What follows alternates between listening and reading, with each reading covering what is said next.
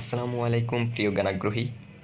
আজকে আমরা অত্যন্ত গুরুত্বপূর্ণ একটি নিত্য সমাস নিয়ে আলোচনা করব। খুব সহজে যেন এটি মনে রাখা যায় এবং এর উদাহরণগুলো সহজে যেন দেখার সাথে সাথে ধরে ফেলা যায় যে হ্যাঁ এটি নিত্য সমাস, সেভাবে আমরা শিখব। চেনার সহজ উপায় হচ্ছে কোনো শব্দে অন্তর বা মাত্র এই কথা বা শব্দটি আছে কিনা। এরপর অধিকাংশ ব্যাসবাক্যে অন্য, কেবল বা ঈষৎ এই শব্দগুলি আছে কিনা। এগুলো যদি থাকে তাহলে সেটা নিত্য সমাস। আসলে নিত্য সমাসটা কী? নিত্য সমাস হচ্ছে যে সমাসে সমস্যমান পদগুলো পাশাপাশি অবস্থান করে এবং ব্যাসবাক্যের প্রয়োজন হয় না। সমস্যমান পদগুলো পাশাপাশি অবস্থান করবে এবং তাদের সাধারণভাবে ব্যাসবাক্যের কোনো প্রয়োজন হয় না, সেগুলি হচ্ছে নিত্য সমাস। তো নিত্য সমাসের রূপান্তর করার কিছু নিত্য সমাসের ব্যাসবাক্য থেকে বাক্য গঠন বা বাক্য থেকে ব্যাসবাক্য নিয়ে আসা খুবই সহজ একটি নিয়ম আছে। এখানে রূপান্তরের সেই নিয়মগুলো দেওয়া আছে। যখন আপনি কোনো শব্দে অন্তর শব্দটি পাবেন তখন ব্যাসবাক্যে অন্য শব্দটি নিয়ে আসবেন। যখন মাত্র পাবেন তখন কেবল বা শুধু নিয়ে আসবেন। যখন শুদ্ধ পাবেন তখন সমস্ত নিয়ে আসবেন। কোনো শব্দে যখন বর্ণ বা দশা থাকবে সাথে চে, টে, যেমন কালচে, ঘোলাটে এরকম যদি থাকে তখন ঈষৎ শব্দটি নিয়ে আসবেন।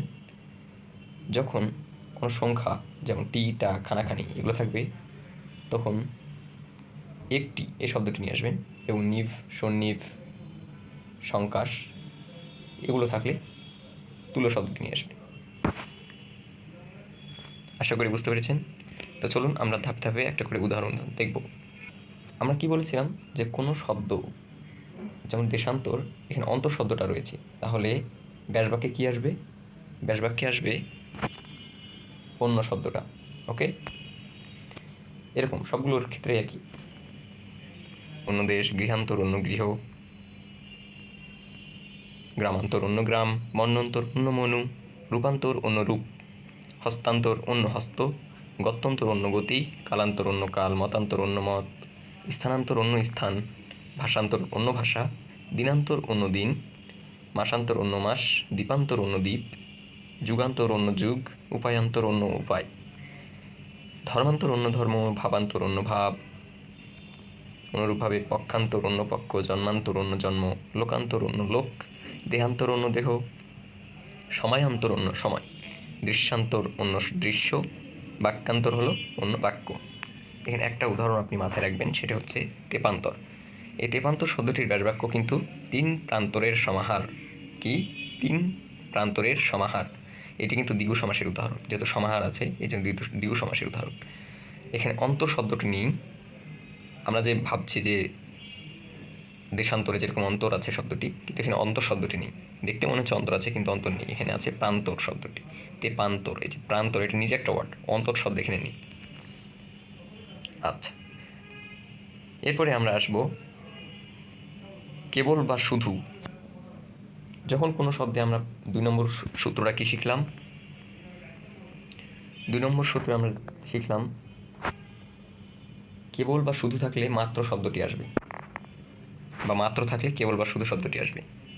তো চলুন উদাহরণগুলো দেখে ফেলি। কেবল তা বা তৎ, এটা হচ্ছে তন্মাত্র, তাহলে নামমাত্র কী হবে? কেবল নাম। জলমাত্র কেবল জল, দর্শন মাত্র কেবল দর্শন, শোনা মাত্র কেবল শোনা, চিন্মাত্র কেবল চিত। এরপর কিছু মাত্র হচ্ছে শুধু কিছু, চিহ্ন মাত্র শুধুই চিহ্ন বা কেবল চিহ্ন, এভাবে বলা যাবে।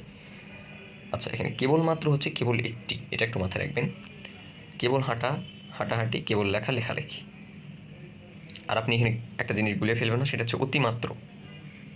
অতিমাত্রকে ব্যাসবাক্য করলে আমরা পাবো মাত্রাকে অতিক্রান্ত, এটা কিন্তু অব্যয়ীভাব সমাস। 3 নম্বর সূত্রটা আমরা কি দেখছি? 3 নম্বর সূত্রে আমরা দেখছি শুদ্ধ থাকলে সমস্ত হবে বা সমস্ত থাকলে শুদ্ধ হবে। তো দেখি, এই যে শুদ্ধ যোগী যেগুলো, গ্রাম শুদ্ধ, সমস্ত গ্রাম, পাড়া শুদ্ধ, সমস্ত পাড়া, দিনভর, সারা দিন। এরপরে 4 নম্বরে আমরা দেখছি যে বর্ণ বা দশা থাকবে, সাথে চে বা টে এগুলো থাকতে পারে, এবং সেটাকে আমরা যদি ব্যাসবাক্যে নিয়ে যাই তখন কিন্তু ঈষৎ শব্দটি আসবে। যেমন নীলাভ, ঈষৎ নীলবর্ণ, লালচে, ঈষৎ লাল, কালচে, ঈষৎ কৃষ্ণ বা কালো, আরক্ত, ঈষৎ রক্তবর্ণ, খোলাটে ঈষৎ ঘোলা, রোগাটে ঈষৎ রুগ্ন বা রোগা। আর কয়েকটা উদাহরণ মনে রাখবেন। 2 এবং 90 92, তুমি আমি ও সে হচ্ছে আমরা।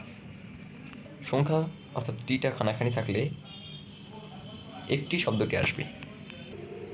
যেমন দেখতে পাচ্ছেন, লোকটি একটি লোক, পাখিটি একটি পাখি, জনৈক একজন, কাপড়খানা একটি কাপড়, মানুষগুলো অনেক মানুষ। এরপরে আমরা কি পেলাম? নিভ, সন্নিভ বা সংখ্যাস থাকলে সেটা হয়ে যাবে তুল্য। যেমন তুল্য যোগে আমরা কি পাই?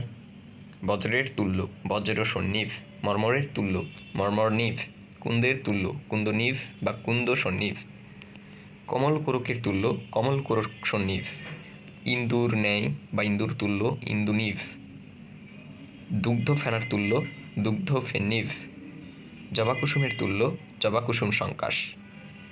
এরকম কাল তুল্য সাপ, কাল সাপ। তদ্রূপ আমরা কি পাই? শুলি শম্ভু নিভ, রজতগিরি নিভ, অনল সংকাশ। এই উদাহরণগুলো খুব আসে না বলাই যায়। পরীক্ষার ক্ষেত্রে এগুলো খুবই রেয়ার, কখনো আসেই না বলা যায়।